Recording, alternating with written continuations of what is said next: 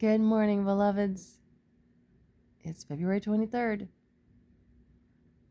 and this is titled Going Beyond Feeling. Abba, Father, so often my religion stops in the emotional. We sing, "Oh Lord, send the power just now." Not that I know what that song is, but I'm sure it's even less emotional than many of the songs we sing today. And we usually mean feelings. Send the feelings just now. We think if the service is especially touching, if tears flow, if we feel humbled and tender, God's power has come upon us. Not necessarily. We must go beyond feelings to life. The prophets were the most emphatic that repentance show itself in justice, in equity, in helping the fatherless and the widows, and in relieving the poor. To them, a right attitude toward God meant a kind, gracious attitude toward others. The emotional service is excellent if it serves to rend our hearts instead of our garments. See Joel 2:13.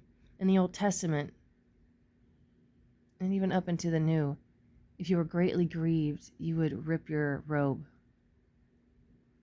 If we experience a humbling before God, then straightaway forget what manner of men we are. Our hearts have been left unrent.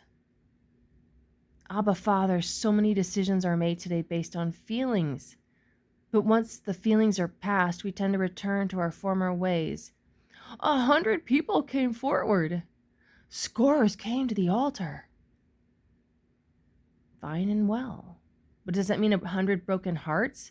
Does it mean 100 disciples? 100 Christian soldiers? Abba, Father, you need followers of the Lamb and spiritual virgins, not those who merely come forward.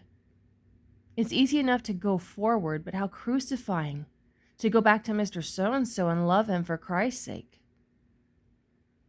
Sackcloth and ashes, ripped clothes, and fatty sacrifices mean very little unless they are expressions of my inward rendered heart, where the very roots of my life are transformed and all mankind is made the better for it. I thank you, Abba, Father, that when you give us the power of your Spirit, it is always, quote, in the inner man, unquote. See Ephesians 3:16. That's where we need it, down in the roots of our personality, where life-changing action always occurs.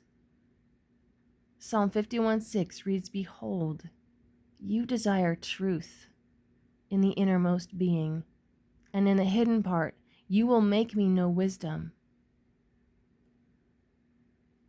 That is a good verse. Truth. We have to be able to accept truth, people. The reality of our situation is where we have to start, the truth of it. But remember, God is truth, and he changes our reality. So trust God. But you have to be fully turned to him. It can't be an emotional thing for you. One other thing I want you to do is do a word search on the word render. Render. All right, lovelies. Goodbye. Have a great day.